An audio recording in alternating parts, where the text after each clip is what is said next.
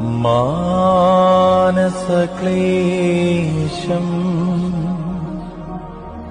തീരാരോഗം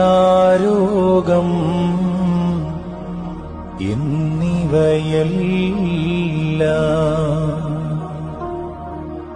മാതാവേ നിൻ അർത്ഥനമൂലം മാറ്റിയിടേണം.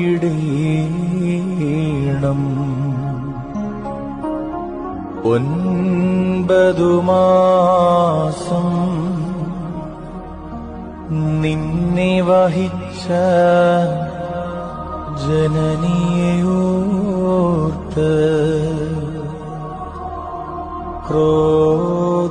ക്രോധമുണ്ട്